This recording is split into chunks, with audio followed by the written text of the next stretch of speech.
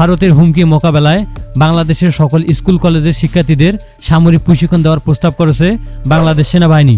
ভবিষ্যতে বাংলাদেশ যদি বড় ধরনের যুদ্ধের সম্মুখীন হয় তাহলে জনগণ যাতে সেনাবাহিনীর সাথে কাঁধে কাঁধ মিলিয়ে শত্রুদের সাথে যুদ্ধ করতে পারে, এজন্য বাংলাদেশের সকল প্রাপ্তবয়স্কদের এবং সাধারণ নাগরিকদের সামরিক প্রশিক্ষণ দেবে বাংলাদেশ সেনাবাহিনী।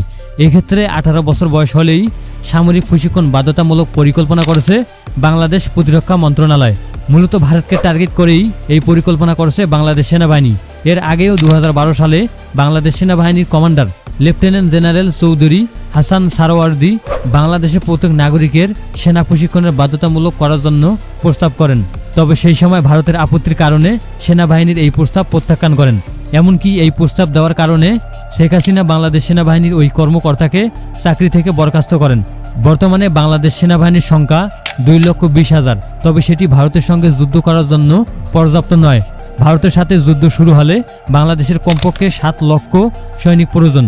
তবে বাংলাদেশ যদি স্কুল কলেজের শিক্ষার্থীদের বাধ্যতামূলকভাবে সামরিক প্রশিক্ষণ দেয় তাহলে এই সৈন্য সংকট কাটাতে পারবে। বাংলাদেশকে এজন্য পূর্ব থেকেই প্রস্তুতি নিতে হবে, কারণ যুদ্ধকালীন সময়ে একজন মানুষকে ট্রেনিং দিয়ে পরিপূর্ণ যোদ্ধা হিসেবে গড়ে তোলার পর্যাপ্ত সময় নেই। কিন্তু এক্ষেত্রে যদি স্টুডেন্টদের সামরিক প্রশিক্ষণ দিয়ে রিজার্ভ ফোর্স তৈরি করা যায় তবে সেটিকে যুদ্ধকালীন সময়ে কার্যকরী ভূমিকা পালন করবে। আরব দেশের মাঝে অবস্থিত একমাত্র দেশ যারা তাদের প্রত্যেকটি প্রাপ্ত নারী এবং পুরুষদের সামরিক প্রশিক্ষণ বাধ্যতামূলক করেছে সেই দেশটি হল ইসরায়েল। ইসরায়েলের বসবাসরত যে কোনো নাগরিকের 18 বছর বয়স হলেই তাদের জন্য সামরিক প্রশিক্ষণ বাধ্যতামূলক করেছে সেই দেশের সরকার। এক্ষেত্রে ইসরায়েল দেশটির ছেলেদের জন্য 2 বছর এবং নারীদের জন্য কমপক্ষে 1 বছর সামরিক প্রশিক্ষণ নেওয়া বাধ্যতামূলক। ইসরায়েলি নাগরিকদের সামরিক প্রশিক্ষণ দেওয়ার সময় দেশটির সেনারা প্রশিক্ষণার্থীদের ট্যাঙ্ক, কামান এবং আর্টিলারি সহ বিভিন্ন আধুনিক সমরাস্ত্র পরিচালনা প্রশিক্ষণ দিয়ে থাকেন, যার ফলে ইসরায়েলের চারিদিকে শত্রু রাষ্ট্র থাকার পরেও তাদের ওপর সহজে কোনো দেশ আক্রমণ করতে পারে না। ইসরায়েল দেশটির মতো বাংলাদেশের চারিদিকে শত্রু দেশ দিয়ে ঘেরা। বাংলাদেশের প্রতিবেশী 2টি দেশ হলো ভারত এবং মিয়ানমার। এই 2টি দেশেই বাংলাদেশকে শত্রু দেশ হিসেবে মনে করে। তাছাড়া ইসরায়েলের মতো বাংলাদেশের আয়তন ও জনসংখ্যায় ভারতের চেয়ে অনেক কম। এজন্যই বাংলাদেশকে ইসরায়েলের মতো দক্ষ সামরিক কৌশল প্রণয়ন করা শিখতে হবে, তা না হলে ভবিষ্যতে বাংলাদেশের সার্বভৌমত্ব হুমকির মধ্যে পড়তে পারে। বাংলাদেশের সাথে সবচেয়ে বড় সীমান্ত হলো ভারতের।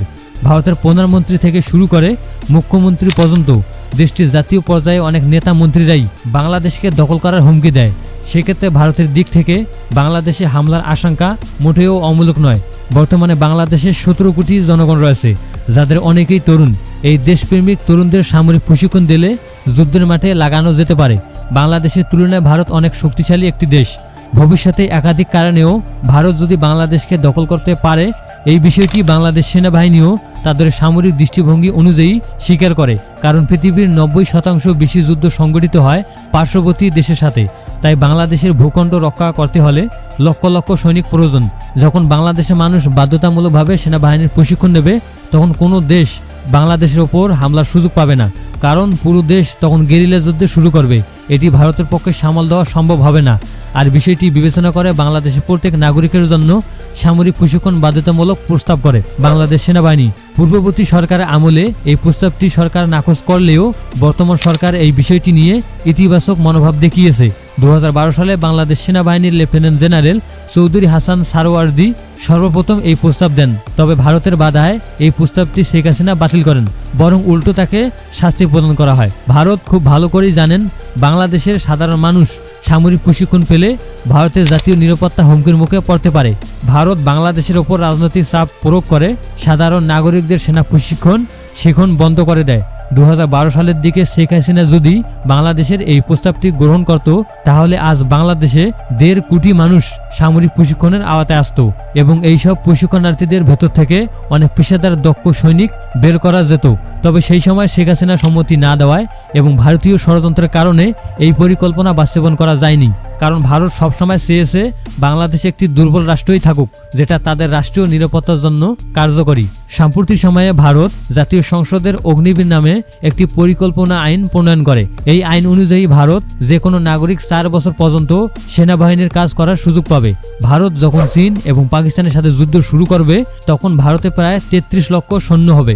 ভারত সরকার এই সৈন্য ঘাটতি পূরণের জন্য অগ্নিবীর নামে একটি প্রকল্প হাতে নিয়েছে। ভারত সরকার যুদ্ধকালীন সময়ে এই প্রকল্প থেকে সেনা নেবে, অর্থাৎ নিজেদের নিরাপদ নিশ্চিত করার জন্য যা যা প্রয়োজন ভারত সরকার তাই করবে। অপরদিকে বাংলাদেশ এইরকম প্রস্তাব রাখার সঙ্গে সঙ্গে আপত্তি জানিয়েছে ভারত। বাংলাদেশের একমাত্র স্বাধীন প্রতিষ্ঠান বাংলাদেশ সেনাবাহিনী। এই বাংলাদেশ সেনাবাহিনীকে বহু বছর ধরে ভারত নিজেদের কবজায় রাখার চেষ্টা করেছিল। তবে বাংলাদেশের প্রতিটি সেনাবাহিনী হচ্ছে দেশপ্রেমিক। এই দিক দিয়ে বাংলাদেশ সেনাবাহিনী কখনোই ভারতকে সফল হতে দেয়নি।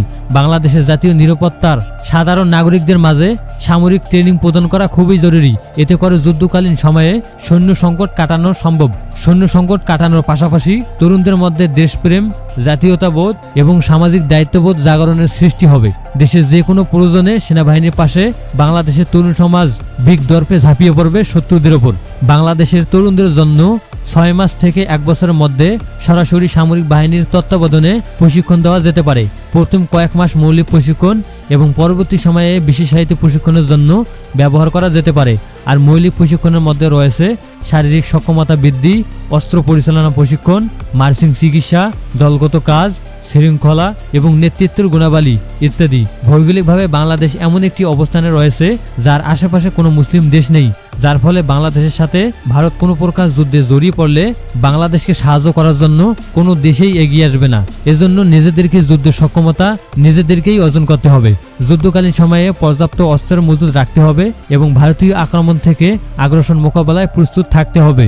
বাংলাদেশের অবসরপ্রাপ্ত যেসব সেনাবাহিনী কর্মকর্তা রয়েছেন তাদের নির্দেশে প্রত্যেকটি স্কুল কলেজে প্রশিক্ষণ প্রদান করা গেলে বাংলাদেশে বিশাল একটি সামরিক বাহিনী গড়ে উঠবে। তবে এক্ষেত্রে প্রধান সমস্যা হচ্ছে অর্থনৈতিক সমস্যা, কারণ দেশের প্রত্যেকটি নাগরিকের জন্য সামরিক প্রশিক্ষণের বিপুল বাজেটের প্রয়োজন।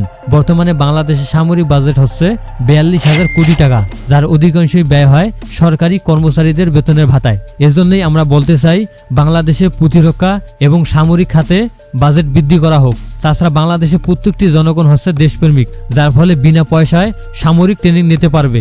বাংলাদেশের তরুণ দেশপ্রেমিকরা সামরিক ট্রেনিং নিতে কোনো দ্বিধাবোধ করবে না। দেশের সাথে বাংলাদেশের দেশপ্রেমিক জনতা সবসময় সামরিক প্রশিক্ষণ নিতে উৎসাহী হবে। তার পাশাপাশি ভারতের শত্রু দেশগুলো হলো চীন এবং পাকিস্তান। বাংলাদেশের উচিত চীন এবং পাকিস্তানের সাথে কৌশলগত সহযোগিতা আরও বৃদ্ধি করা। প্রিয় দর্শক, এই বিষয়ে আপনাদের মতামত কি তা অবশ্যই আমাদের কমেন্ট বক্সে জানাবেন। আর ভিডিওটি ভালো লাগলে অবশ্যই আমাদের চ্যানেলটি সাবস্ক্রাইব করার অনুরোধ রইল। দেখা হচ্ছে পরের ভিডিওতে, ততক্ষণে নিজের খেয়াল রাখুন। আল্লাহ হাফেজ।